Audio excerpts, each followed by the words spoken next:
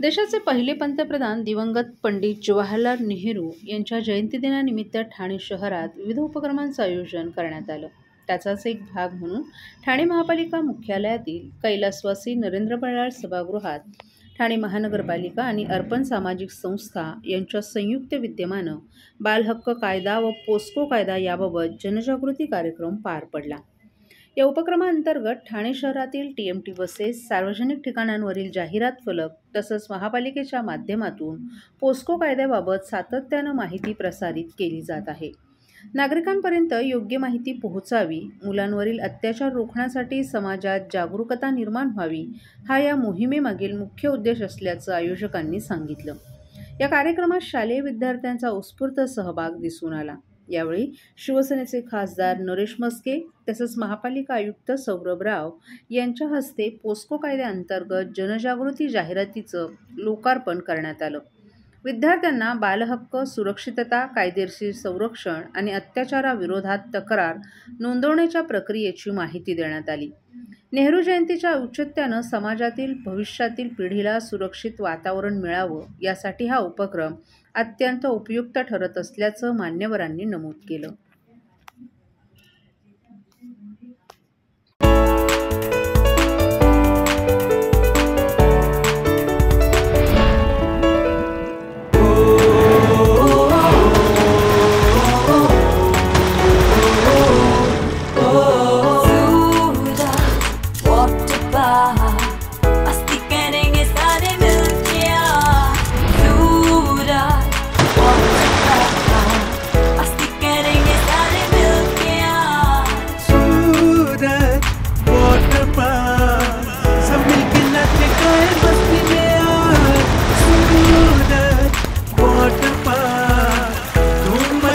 सब मिलके आज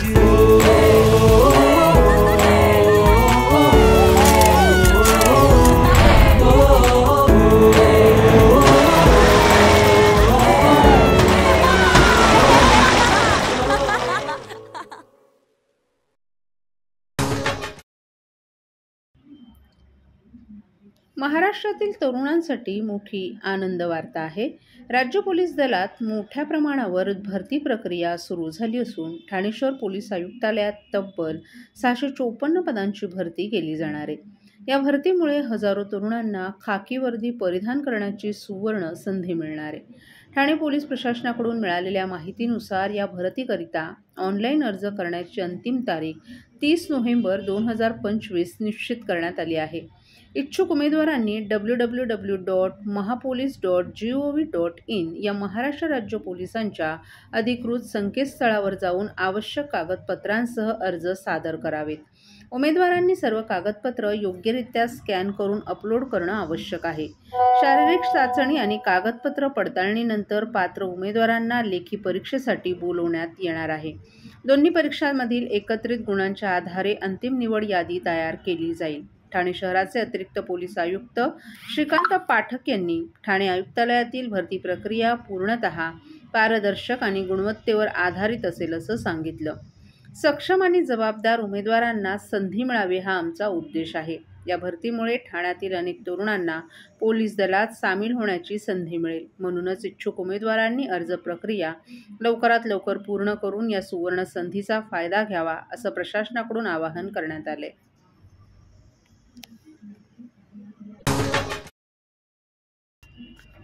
रेल्वे अपघात प्रकरणी गुन्हा दाखल झालेल्या विशाल डोळस आणि समर यादव या रेल्वेच्या 2 अभियंत्यांच्या अटकपूर्व जामीन अर्ज आज ठाणे न्यायालयानं फेटाळलाय. त्यामुळे अटकेची टांगती तलवार असून या दोन्ही अभियंत्यांच्या वकिलांनी अटकेपासून संरक्षण मिळवण्यासाठी उच्च न्यायालयात धाव घेतली आहे. दरम्यान रेल्वेच्या अपघातानंतर आरोप प्रत्यारोप करणारे रेल्वे पोलीस आणि रेल्वे प्रशासनामध्ये आणखीन वाद चिघळणार आहे. मध्य रेल्वेच्या मुंब्रा स्थानकादरम्यान 9 जून रोजी सकाळी 9 वाजण्याच्या सुमारास लोकलमधून पडून 5 जणांचा मृत्यू तर 8 प्रवासी जखमी झाले होते. या अपघाताच्या 5 महिन्यानंतर व्हीजेटीआयच्या अहवालानुसार विशाल डोळस आणि समर यादव या मध्य रेल्वेच्या 2 अभियंत्यांवर ठाणे लोहमार्ग पोलीस ठाण्यात गुन्हा दाखल झाला होता. या गुन्ह्याच्या निषेधार्थ रेल्वे युनियननं 6 नोव्हेंबर रोजी अचानक पुकारलेल्या आंदोलनामुळे रेल्वे प्रवाशांचे मात्र अतोनात हात झाले. यामध्ये 3 प्रवाशांना नाहक आपले जीव देखील गमवावे लागले होते. अभियंत्यांचे वकील बलदेवसिंग राजपूत यांनी बाजू मांडताना हा अपघात पोलिसांच्या चुकीमुळे झाल्याचा युक्तिवाद केला. तर पुढील सुनावणीत जे हवे आहे ते सर्व पुरावे आम्ही देऊ, त्यासाठी अटक करण्याची गरज नसल्याचा युक्तिवाद करून तपास अधिकाऱ्यांवर दोषारोप केले होते. त्यानंतर युक्तिवाद ऐकून न्यायमूर्ती जी.टी. पवार यांनी आदेश प्रलंबित ठेवले आहेत.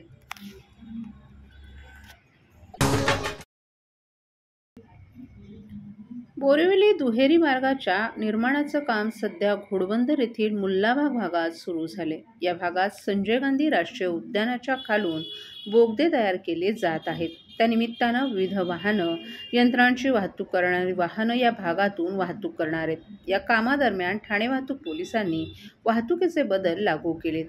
हे बदल आज शुक्रवारपासून येत्या 11 मे 2026 पर्यंत लागू करण्यात आलेत. घोडबंदर मार्गावरील कापूरबावडी, मानपाडा, ब्रह्मांड भागातील वाहतूक कोंडी टाळण्यासाठी अनेक वाहन चालक मुल्लाबाग मार्गे वाहतूक करत असतात. येथील वाहतूक बदलाचा परिणाम वाहन चालकांना भेडसावण्याची शक्यता आहे. या प्रकल्पाच्या निर्मितीसाठी ठेकेदार कंपन्यांची वाहनं आणि यंत्र या भागातून वाहतूक करतात. त्यामुळे ठाणे वाहतूक पोलिसांनी या भागात काही वाहतुकीचे बदल लागू केलेत. मुल्लाबाग येथील हिलक्रिस्ट गृहसंकुल येथून निळकंठ ग्रीन गृहसंकुलाच्या दिशेनं वाहतूक करणाऱ्या वाहनांना सत्याशंकर गृहसंकुलाजवळ प्रवेश बंदी असेल. येथील वाहनं विरुद्ध दिशेकडील मार्गिकेवरून वाहतूक करतील. त्यामुळे या भागात वाहतूक कोंडी होण्याची शक्यता आहे. हे वाहतूक बदल शुक्रवारी 14 नोव्हेंबरपासून 11 मे 2026 पर्यंत लागू केलेत. वाहतूक शाखेचे पोलीस उपायुक्त पंकज शिरसाट यांनी ही वाहतूक बदलाची अधिसूचना काढली आहे. या प्रकल्पाच्या कामामुळे लागू केलेल्या वाहतूक बदलामुळे पुढील सुमारे 6 महिने नागरिकांना त्रास सहन करावा लागण्याची शक्यता आहे.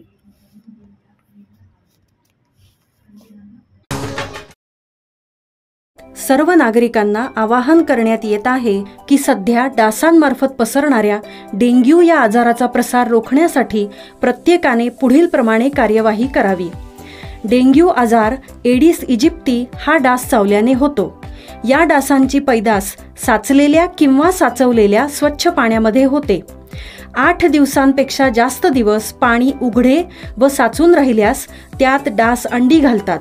अंड्यांच्या अळ्या तयार होऊन पुढे डास तयार होतात. यासाठी आपल्या घरातील पाणीसाठे उदाहरणार्थ बॅरल्स, पिंपे, टाक्या, हौद, रांजणे इत्यादी दर आठवड्याला रिकामे करून घासून पुसून कोरडे करून पुन्हा भरावे. 1 दिवस कोरडा दिवस म्हणून पाळावा. पाणी साठ्यांना घट्ट झाकणे बसवावीत किंवा जुनी साडी, चादर, धोतर यांनी बांधून झाकून ठेवावीत, म्हणजे डास त्यात जाऊन अंडी घालणार नाहीत. घराच्या गच्चीवर, आजूबाजूला, अंगणात कोठेही पाणी साचू देऊ नये. भंगार सामान उघड्यावर टाकू नये. उदाहरणार्थ टायर्स, प्लास्टिक सामान, कुंड्या, टाकाऊ वस्तू इत्यादी. अशा सामानात पावसाचे पाणी साठून त्यात डेंग्यूच्या डासांची पैदास होते. घरातील कूलर्स, फ्रीजच्या पाठीमागील ट्रे हे देखील वेळोवेळी कोरडे करावेत. लक्षात ठेवा, नुसत्या फवारणीने डास घनता कमी होत नाही, तर त्यासाठी डास पैदास ठिकाणे नष्ट करणे ही आपल्या सर्वांची जबाबदारी आहे. कोणताही ताप अंगावर न काढता जवळच्या शासकीय रुग्णालयात मोफत औषधोपचार घ्या.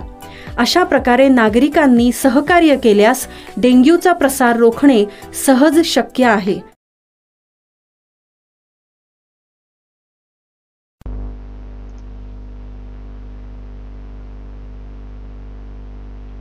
पाणी खात्यातील अभियंत्यांच्या वेतनातील तफावत होणार दूर, आमदार संजय केळकर यांची मध्यस्थी.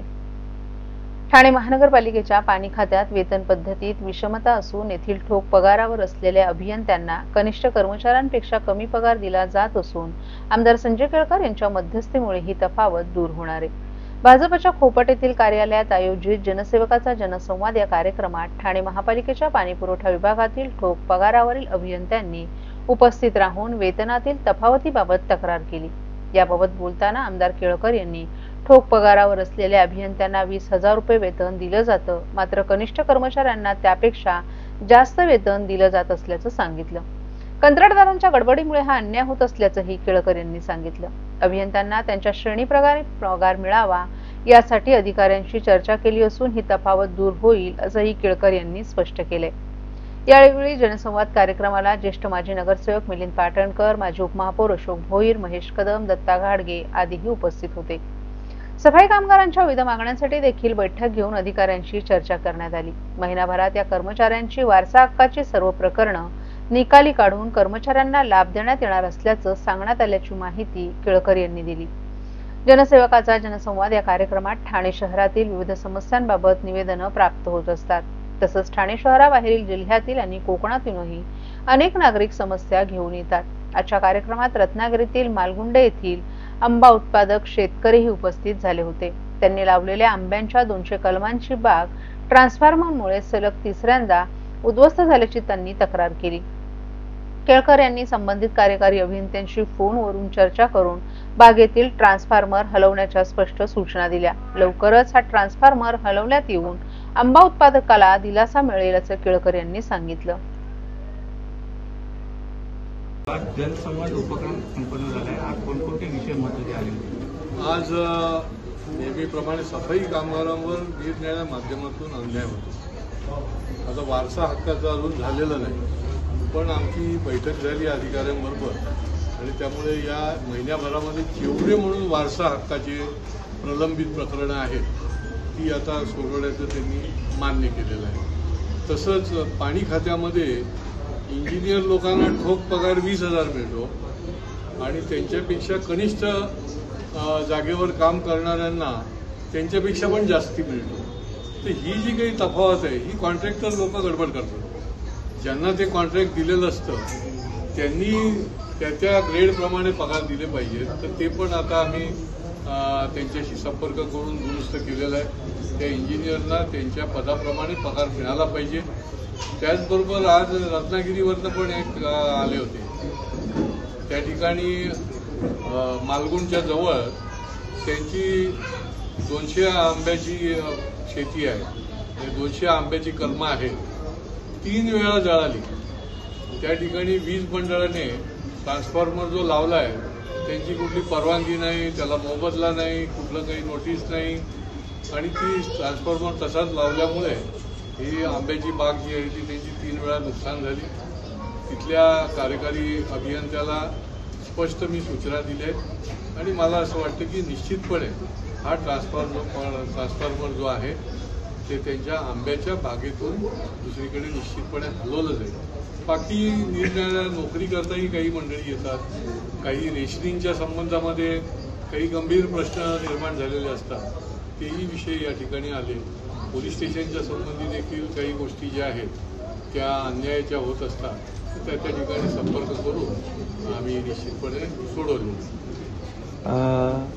साहेब, बिहारमध्ये काँग्रेसचा सुपडा साफ झाला आहे. काँग्रेसचा